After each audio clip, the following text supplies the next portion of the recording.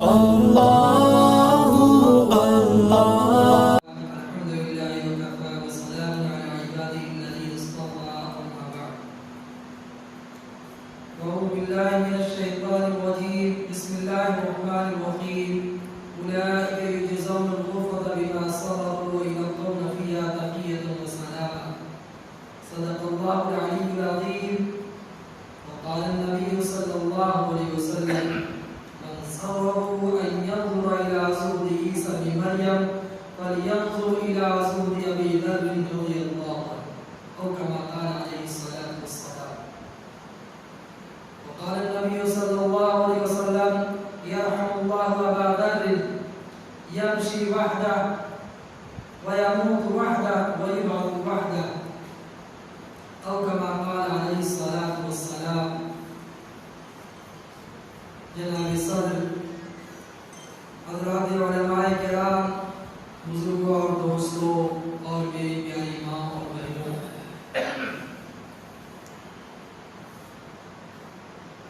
جامعہ اسلامیہ کا یہ جلسہ شہداء اسلام کا پروگرام آج اس کی 8ویں نشست ہے، اور بحمد اللہ یہ پروگرام اپنی سابقہ روایت کے مطابق اس سال بھی چل رہا ہے، اور حضرات صحابہ کرام کے فضائل اور مناقب ان جلسوں میں بیان کیے جا رہے ہیں۔ اسی سلسلے کی آج یہ 8ویں کڑی ہے، اور جو میری گفتگو کا موضوع ہے وہ سیدنا ابو ذر غفاری رضی اللہ تعالی عنہ کی ذات گرامی ہے۔ انہی کی سیرت اور ان کے کردار کے تعلق سے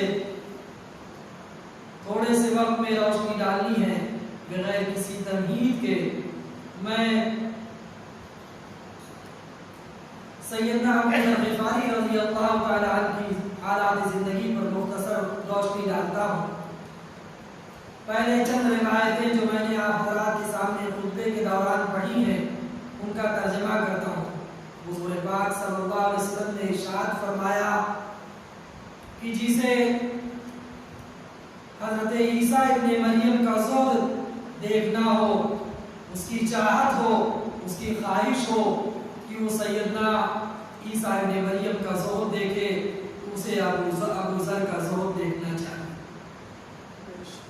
اسی طریقے سے حضور پاک صلی اللہ علیہ وسلم نے ارشاد فرمایا: رحم اللہ ابا ذر، یا اللہ ابو ذر پر رحم فرمائے، وہ اکیلا ہی چلتا ہے، اکیلا ہی مرے گا، اکیلا ہی اٹھایا جائے گا۔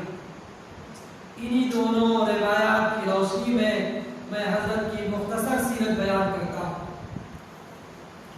پہلے خاندانی پس منظر بیان کرتا ہوں کہ آپ کا تعلق قبیلہ غفار سے۔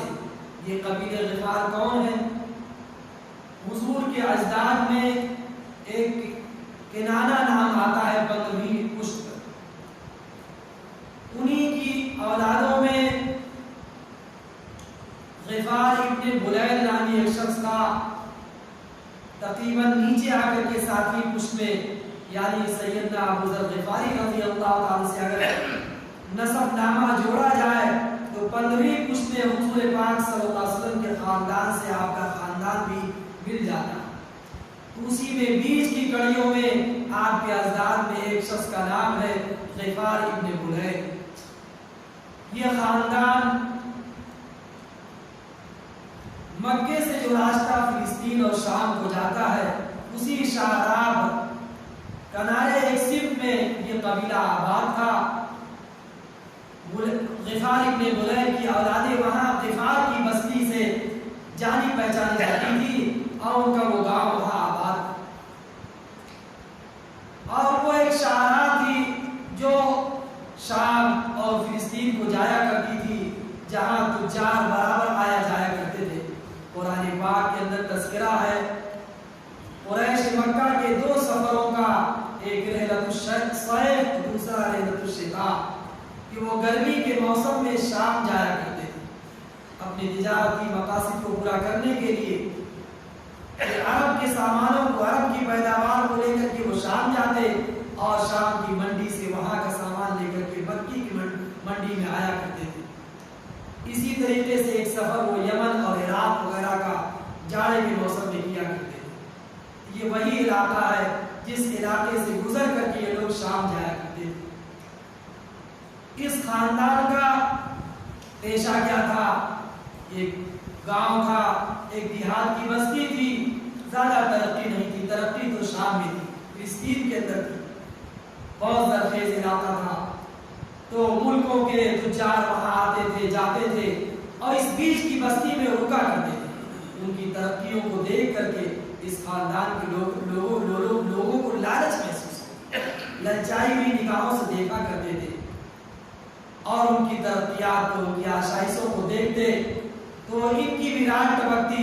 چنانچہ قبیلہ غفار کے نوجوانوں نے ایک جماعت بنائی اور ایک پلاننگ کی کہ یہ جو قافلے ہمارے پاس سے گزرتے ہیں، یہاں پڑاؤ کرتے ہیں، کیوں نہ ہم ان پر ان کی رہزنی کریں، ان پر ڈاکہ ڈالیں اور ان کا مال لوٹ لیا کریں۔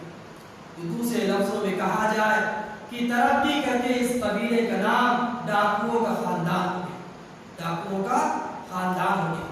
اسی ڈاکوؤں کے خاندان سے تعلق تھا ہمارے حضرت سیدنا ابو ذر غفاری رضی اللہ تعالیٰ عنہ کہ جندب ابن جنادہ، یہ آپ کے والد محترم جنادہ نام ہے اور والد محترمہ کا رملہ نام۔ ان دونوں کے پتر سے آپ کی ولادت ہوئی اور آپ کے بارے میں حضور پاک صلی اللہ علیہ وسلم کی زبان مبارک سے یہ الفاظ نکلے کہ اس آسمان کے تلے اور اس زمین کے اوپر ابو ذر سے زیادہ سچا اور پکی بات والا نہیں پیدا۔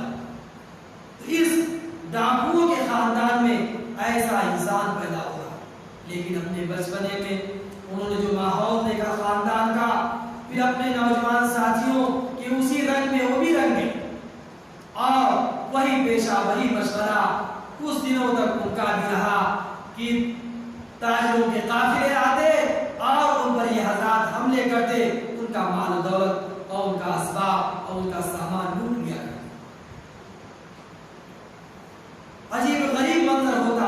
تو ان کے ساتھیوں کا بیان ہے کہ جس وقت ابو ذر غفاری حملہ کرتے تھے تو بڑی جرات، بڑی شجاعت کے مالک تھے، تنہا تنہا قافلوں میں گھس جایا کرتے تھے اور قافلوں کے اونٹوں کو اور ان کے سامانوں کو لوٹ لیا کرتے تھے۔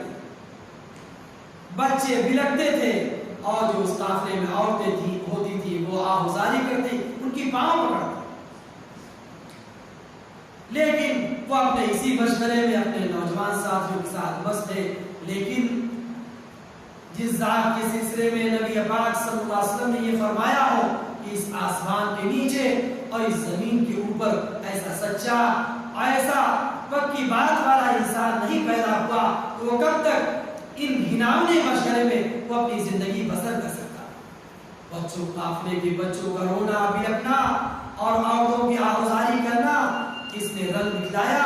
یہی چیز ذریعہ بنی سیدنا ابو ذر غفاری کی ہدایت۔ وہ سوچنے پر مجبور ہو گئے کہ میری یہ حرکتیں اس خدائے واحد کو سب نظر آ رہی ہیں، وہ دیکھ رہا ہے۔ یہ عرب کے جو لوگ تھے وہ بہت سارے دیوی دیوتاؤں کو پوجنے کے ساتھ ساتھ سب سے بڑا دیوتا، سب سے بڑا خدا کو مانتے۔ کہا کہ میرا خدا میری ان ساری حرکتوں کو دیکھ رہا ہے۔ ان کا دل پگھل گیا، انہوں نے گوشہ نشینی اختیار کر لی اور اب اس خدا کو جس کی معرفت صحیح معنوں میں بھی انہیں سچے طریقے سے حاصل نہیں ہو سکی ہے، لیکن اپنے طور پر اس خدا کی عبادت میں وہ مشغول ہو گئے اور زار و قطار رویا کرتے۔ وہ ثابت ابن عبادہ نام کے ایک صحابی ہیں، اس سے بیان کرتے ہیں کہ میں نبی پاک صلی اللہ علیہ وسلم کی ملاقات سے پہلے 3 سال پہلے سے نماز پڑھنے لگا۔ 3 سال پہلے سے نماز۔ وہ پوچھتے ہیں کہ حضرت آپ کس کی نماز پڑھتے ہیں؟ کہا اللہ کے لیے نماز پڑھتا۔ پوچھا انہوں نے کدھر رخ کرتے تھے؟ کہا خدا جدھر میرا رخ کرا دیتا۔ بہرحال وہ یہ سمجھتے تھے کہ خدا کو اس طرح یاد کرنا میری ماضی کی غلطیوں کی تلافی بن جائے۔ اب جس خیر کی طرف ان کا قدم بڑھا تھا، اب اپنے ساتھیوں کو بھی وہ سمجھانے لگے کہ جو تم کام کر رہے ہو لوگوں کو لوٹ لیتے ہو اور تمہاری یہ لوٹ مار اتنی بڑھی کہ آس پاس کے قبیلوں کا بھی تم نے ہاتھ صاف کرنا شروع کر دیا. بات یہی نہیں رکی. اشہر حرم جو عرب کے اندر 4 محترم مہینے تھے ان کی حرمت کو بھی تم نے پامال کر دیا. اور اب عرب دنیا تمہیں کیا کہے گی, کیا لعنت و ملامت کہے گی, شرم نہیں آتی. بہرحال ٹوکا ٹاکی شروع ہوئی. لیکن جو لوگ جس مشغلے میں اپنی منفعت کو سمجھا کرتے ہیں آسان نہیں ہوتا اس دھندے کو چھوڑنا. اب بات بڑھتی گئی, اتنی بڑھی کہ سیدنا ابو ذر غفاری کو اب غفار کے قبیلے میں رہنا دوبر ہو گیا. اب لوگ خود ان کے دشمن ہو گئے. حق و صداقت کی حمایت کی بدولت انہیں اللہ وطن چھوڑنا پڑا, اس لیے کہ ان کی فطرت سلیم فسق و فجور پر راضی نہیں تھی. انہوں نے فیصلہ کر لیا کہ مجھے اب ایسے خاندان میں, ایسی بستی کے اندر نہیں رہنا. چنانچہ اپنے بھائی انیس اور اپنی والدہ محترمہ کو لے کر کے اپنے وطن کو خیر بات. اب جائیں تو کہاں جائیں, اسی خاندان ہی سے تعلق تھا. والدہ کا بھی ننھیال گویا غفار ہی تھا, لیکن ان کے ایک ماموں کسی دوسرے قبیلے میں جا کر کے سکونت اختیار کر چکے تھے. تو سوچا کہ ماموں کے یہاں چلتے ہیں, کہ اپنے بھائی کو اپنی والدہ کو لے کر کے ماموں کے یہاں پہنچے. وہاں پہنچے تو ماموں نے اپنی اس غریب الوطن بہن کو پا کر کے ان کا دل بھر آیا, اکرام کیا, ایک خیمہ خالی کرایا بڑے اکرام کے ساتھ اور بڑے پیار و محبت کے ساتھ. اپنی بہن کو اتارا, اپنے دونوں بھانجوں کو اتارا اور راحت و آرام کے سارے سامان مہیا کر دیے. ماموں کے بھی 2 بازو نئے پیدا ہوئے, ابو ذر اور انیس کی شکل. ماموں کو بڑی خوشی ہوئی اور خوب اب ان کی دلداری کرتے رہے. ابھی تک ماموں کا بڑا کاروبار تھا تو بہت سارے لوگ ان کے کام دھندوں میں ان کا ہاتھ بٹایا کرتے تھے. اور بہت سے خوشامدی لوگ ہوتے ہیں جو مالداروں کے یہاں رہا کرتے ہیں. حاشیہ نشین اب ان دونوں بھانجوں کے آنے کے بعد اب ان کا بوریا بستر بننا شروع ہوا. ان کو حسد شروع ہو گیا. اب انہوں نے پلاننگ شروع کی کہ کچھ راحت و سکون یہاں میسر ہوا تھا سیدنا ابو ذر غفاری کو کہ خاندان کے نوجوانوں کی دشمنی سے یہاں سکون ملا. اب یکسوئی کے ساتھ اپنے خدا کو یاد کرتے تھے. بیان ہے ان کا کہ کبھی کبھی عشاء کی نماز, وہ نماز کیا تھی, وہ کہتے ہیں کہ رات کے ابتدائی پہر میں جب نماز کے لیے کھڑا ہوتا تو اپنی ماضی کی غلطیوں کو یاد کر کے خدا کے سامنے پوری رات رویا کرتا, نماز پڑھا کرتا, یہاں تک کہ جب صبح ہو جاتی تو میں اپنے آپ کو زمین پر ڈال دیتا اور پھر جب دھوپ کی شعاعیں مجھ پر پڑتی تو میں اٹھتا. پوری رات خدا کو یاد کرتے, اے خدا جو میں نے بچپنے میں اور ابتدائی زمانے میں غلطیاں کی ہیں اسے معاف کر. یہاں کے کچھ سکون ملا تھا, لیکن خوشامدی لوگوں کی وجہ سے اور ماموں میں جو پرانے یار تھے ان کو جو حسد ہو گیا. اب انہوں نے پلان کی کہ کیسے ان کا بوریا بستر یہاں سے بالکل کرایا جائے. چنانچہ ان کے ماموں شکار کے عادی تھے, وہ شکار میں جایا کرتے. ایک دن شکار سے جب لوٹ کر کے آئے, کہا کہ جناب یہ آپ کے جو بھانجے انیس ہیں, آپ کی غیر موجودگی میں ہم لوگوں پر افسری کرتے ہیں, حکومت جماتے ہیں, ہم لوگوں کو غلام سمجھتے ہیں. اب کام کرنا شروع کیا. ماموں نے سنا لیکن ہم سنی کرتے, کوئی اثر نہیں کیا. لیکن بار بار جب ان کا کان بھرا گیا تو ایک دن ساتھ بیٹھے ہوئے تھے تو یوں ہی پیار میں پوچھا کہ بھائی انیس ایسی بات کیوں کرتے ہو, ایسی بات کیوں کرتے ہو کہ لوگوں کو تکلیف ہو. بات سرے سے غلط تھی کہ نہ حضرت ابو ذر نے ایسی بات ماموں کے پرانے یاروں سے کہی تھی نہ انیس سے. حضرت ابو ذر غفاری رضی اللہ عنہ بڑے بڑے مزاج کے تھے, سخت مزاج آدمی تھے. بس ماموں کی زبان سے یہ بات سننی تھی. جلال آ گئے, آپ سے باہر ہو گئے. کہا ماموں آپ نے اپنے سارے احسانات کی نہر کو گندا کر دیا. اب ہمارا آپ کا اجتماع یہاں نہیں رہ سکتے، ہم ایک سیکنڈ آپ کے ساتھ نہیں رہ سکتے۔ حضرت ابو ذر غفاری نے یہ سوچا، آج تو بات یہیں تک ہے، کبھی ماموں نے پیار بھرے لہجے میں شکایت کی ہے، ان حاضرین کی وجہ سے نوبت یہاں تک پہنچ سکتی ہے کہ مجھے اپنے ماموں کے گھر سے ذلیل ہو کر کے نکالا جائے، نکلنا پڑے۔ اس دن کے آنے سے پہلے اب یہاں آج ہی نکل جانا چاہیے، ایک لمحے کے لیے رکنے کے واسطے کو اب تیار کر، فوراً اپنے بھائی کو تیار کیا، اپنی ماں کو تیار کیا، اور جو کچھ بھی تھوڑا بہت سامان تھا اسے اٹھ کر لادا۔ ماموں بار بار سمجھا رہے تھے، وہ نہیں سمجھ رہے تھے کہ بھانجا جس طریقے سے میرا بگڑ جائے گا، اب وہ بار بار سمجھا رہے ہیں کہ بیٹا ایسا نہ کرو، میری بہن کو اس طرح نہ لے جاؤ، لیکن وہ سمجھا رہے ہیں۔ تو سیدنا ابو ذر غفاری کا بیان ہے کہ فتغطا خالنا بثوبہ وجعل یبکی، کہ میرے ماموں اپنے چہرے کو اپنے کپڑے سے چھپا رہے تھے اور روتے جاتے تھے۔ کیا منظر رہا ہوگا کہ اپنی ماں کو اپنے بھائی کو لے کر کے جس وقت سیدنا ابو ذر غفاری روانہ ہوئے، خود انہیں کی روایت کہ میرا ماموں اس طرح بلک بلک کے ہوا، لیکن حضرت ابو ذر غفاری کی غیور طبیعت نے اب گوارا نہ کیا، یہاں رکے۔ اب آگے منزل تلاش کی جاتی ہے، مکہ کے قریب جا کر کے ایک گاؤں میں سکونت اختیار کرتے، سکونت اختیار، حق کی تلاش۔ یا بھی حضرات صحابہ کرام کو ہجرت کا حکم بعد میں ہوگا، وہ سارے مسائل سے سیدنا ابو ذر غفاری قبول اسلام سے پہلے گزر رہے۔ عجیب و غریب زندگی، مکے کے قریب کی بستی میں آپ نے سکونت اختیار کر لی، اپنا خیمہ ڈال دیا۔ وہ راہ گزر تھی مکے کی، لوگ آتے جاتے تھے، لوگ آتے جاتے تھے، اور حضرت کے چھوٹے بھائی حضرت انیس، یہ بڑے درجے کے شاعر، ایک دوسرے شاعر سے ان کا مناظرہ ہو گیا۔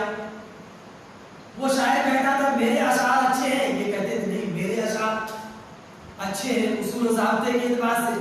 دونوں میں تکرار بڑھی تو ایک تیسرے شخص کو ان لوگوں نے حکم بنایا، اور وہ کاہن تھا کہ اس کو حکم بنایا جائے، جسے یہ بہتر بتلا دے۔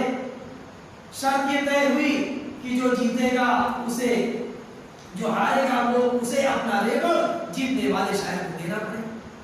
کاہن کے پاس پہنچے، اتفاق کی بات کہ اس کاہن نے جن دونوں کے اشعار سنے تو حضرت انیس نے آپ نے فیصلہ کیا، خوشی خوشی حضرت انیس بکریوں کا ایک بڑا سا ریوڑ لے کر کے گھر پہنچے۔ حضرت ابو ذر غفاری کو غیر متوقع اس آمد پر خوشی ہوئی ہوگی یقیناً۔ اسی عرصے ایک راہگیر مکے سے گزرتا ہوا آیا، مکے سے گزرتا ہوا آیا، وہاں وہ آرام کے ارادے سے رکا، اور نہ معلوم حضرت ابو ذر غفاری سے پہلے سے اس کی شناسائی کی یا نہیں تھی۔ باتوں میں بات نکلی، اس نے کہا کہ لگتا ہے کہ آپ بھی اسی ایک خدا کے داعی ہیں، اسی ایک خدا کے پجاری ہیں جس کی دعوت مکے میں ایک شخص دیتا ہے، دعوت مکے میں ایک شخص دیتا ہے، اور وہ یہ کہتا ہے کہ میں اللہ کا رسول۔ اب تو حضرت ابو ذر غفاری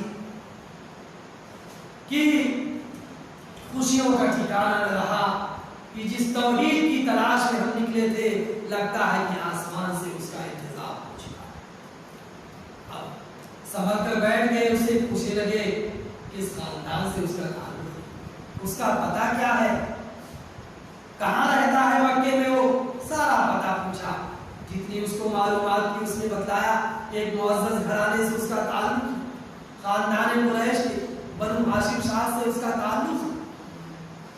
لوگ کیا کہتے ہیں اس کے بارے میں، کہا کچھ لوگ تو کہتے ہیں کہ شاعر ہے، کچھ لوگ کہتے ہیں جادوگر۔ گفتگو ہو ہی رہی تھی کہ حضرت انیس آئے، کہا کہ بھیا اونٹوں کا خیال رکھنا، ذرا میں مکے جاتا ہوں، ذرا میں مکے جاتا ہوں، اور ان کے چارے پانی کا خیال رکھتا ہوں، جلدی آ جاؤں گا انشاءاللہ۔ اب تو اور خوشی کا ٹھکانہ نہ رہا کہ ہمارا اپنا ذاتی ڈاکیا جا رہا ہے۔ کہا اچھا ٹھیک ہے، جا رہے ہو، ترکب الى هذا الوادی فاعلم لی علم هذا الرجل الذي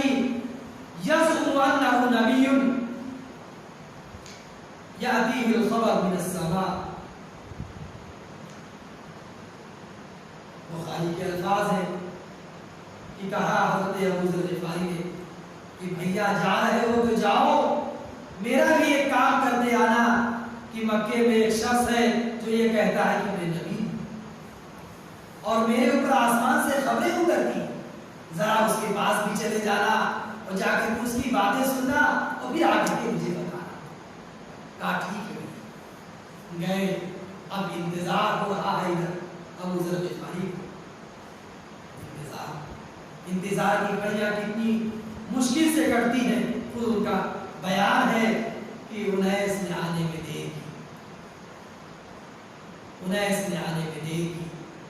خیر انیس آئے. کہا بھیا بتلاؤ کیا لے کر کے آئے؟ کہا ہاں ہاں وہ بھی وہی باتیں کہتے ہیں جو آپ کہتے ہیں. دیر اسی لیے لگی کہ انہیں کو تلاش کرنے میں مجھے تاخیر ہوئی. یأمر بمکارم الاخلاق وکلام ما هو بشیء. کہ وہ بھی مکارم اخلاق کی تعلیم دیتے ہیں، اچھی باتوں کی، اچھی عادتوں کی تعلیم دیتے ہیں اور ایسی بات وہ سناتے ہیں جو شعر نہیں، جو شعر نہیں. پوچھا کہ لوگ کیا کہتے ہیں ان کے بارے میں؟ کہا لوگ تو کہتے ہیں کہ وہ کاہن ہے یا شاعر. پھر حضرت انیس اس پر تبصرہ کرتے ہیں کہ بھیا میں تو خود بڑا شاعر ہوں، شعر کے اوزان سے میں واقف ہوں، اس کی بحروں سے واقف ہوں. اس شخص کا کلام شعر نہیں رہا. وہ کاہن ہے تو سینکڑوں کاہنوں سے میری ملاقات ہوئی، اس کے کلام کو کاہنوں کے کلام سے کوئی واسطہ نہیں. خدا کی قسم وہ سب جھوٹے ہیں، وہ سچا، وہ سچا. کہا اچھا، لیکن کہا ما شیفتنی مما، اے انیس جس مرض کا علاج میں چاہتا تھا تم اس کی دوا لے کر نہیں چاہتی تھی. اس نبی کے ہاتھوں میں یہ کلمہ پڑھ کے آئے ہوتے، پھر ان کے ہاتھوں میں بھی کلمہ پڑھنے. اتنی تاخیر کیوں؟ کہا تم میرا علاج، میری دوا لے کر نہیں آئے. اچھا اب تم گھر کا آج ہے کی ذمہ داری دیکھو اور والدہ کا خیال رکھنا. اب میں جاتا ہوں اور دیکھ کر کیا. چنانچہ بخاری کے الفاظ کہ مختصر کوشا لیا اور بہت چھوٹا سا ایک مشکیزہ سا.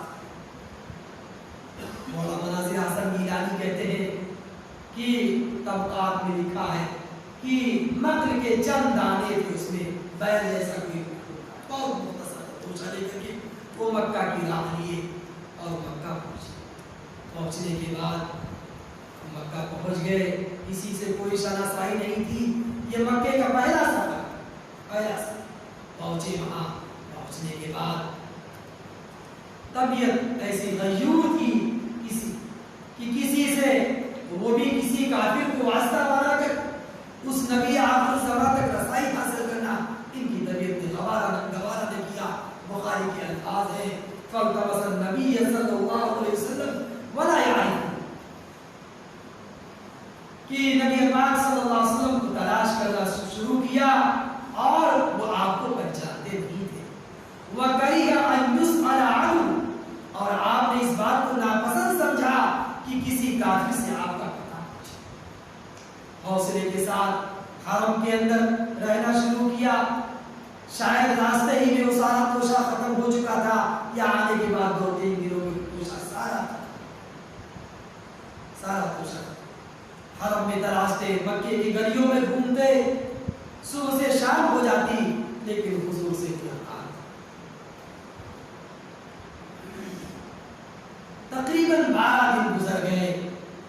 12 دن گزر گئے. اب وہی زمزم کے پانی پر گزر ہو رہا ہے. جب بھوک لگتی ہے، پیاس ستاتی ہے تو زمزم کے کنویں میں جاتے ہیں، پانی پیتے. 12-13 دن میرا اندازہ ہے کہ 12-13 دن گزر چکے تھے. اور جب آپ نے دیکھا کہ بڑی دقت ہو رہی ہے تو آپ نے سوچا کہ ٹھیک ہے ان سے ملاقات نہیں ہوگی تو پھر ان کے کسی غلام चुनांची एक शिकस्ता हाथ शख्स हरम में दाखिल हुआ और दाखिल होने के बाद जब देखा कि इसकी हालत ये बतलाती है कि ये यकीनन उन्हीं का गुलाम होगा, चुनांचे उसके करीब गए, कहा भाई जिसको तुम लोग साबी और बेदीन कहते हो वो कहाँ रहता? समझने में धोखा हुआ। वो शख्स अबू जहल के जेलों में से था। उसने कहा हादा साबी, ये तो बेदीन है, ये तो बेदीन है। बस ये पुकार लगी, उसके बाद हरम के इहाते में जो कुफार थे वो टूट पड़े। फमाला अहलुल वादी बिकुल्ली मदरतिन व आज़लिन फखररतु मग़शियन अलैहि, ये सब टूट पड़े। इतना मारा कि मैं ऐसा जैसे सुर्ख बुत हो गया और बेहोश होकर के गिर पड़ा। उसके बाद फिर उठे होंगे, जब उठने के बाद फिर मेरे मोहतरम बुजुर्गों और दोस्तों ज़मज़म के कुएं में गए, जाके अपने जिस्म को धोया और पानी पिया। फिर आकर के मुस्लिम की रिवायत ये है कि 15 दिनों तक हम हरम के पर्दे में छिपे रहे।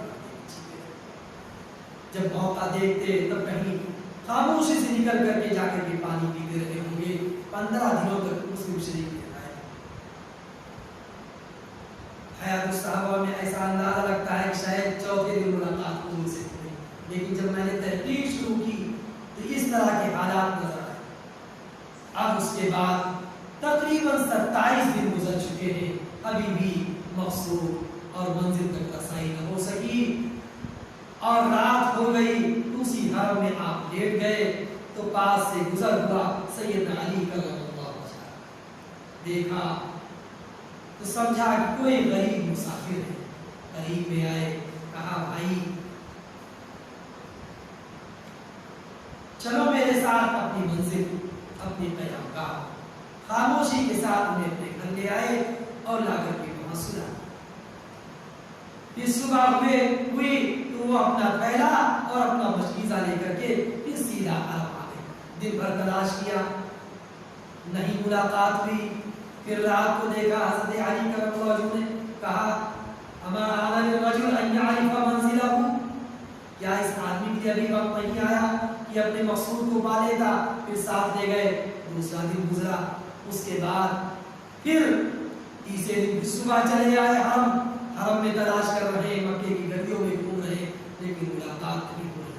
तीसरी रात आई है, उस दिन भी अंदाजा यही है कि सैयदना अबू ज़र ग़िफ़ारी रज़ियल्लाहु अन्हु हज़रत अली का इंतजार कर रहे थे। उस वक्त हज़रत की उम्र 12-13 साल से ज़्यादा रही।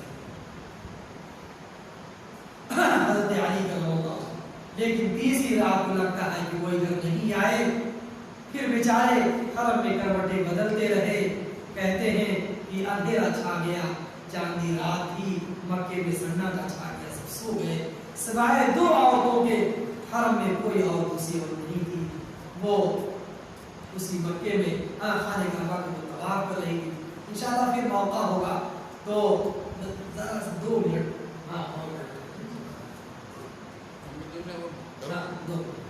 क्योंकि तीसरी रात का तज़किरा मैं कर रहा था हज़रत अली रज़ियल्लाहु अन्हु मुलाकात की बात, कि उस रात में जब चांदी रात हो गई तो उस रात में कहते हैं कि सारा हरम खाली हो गया सिवाय 2 औरतों के जो खाने का तवाफ कर रही थी। और तवाफ घूम करके वो या इसाफ या नाइला, या इसाफ या नाइला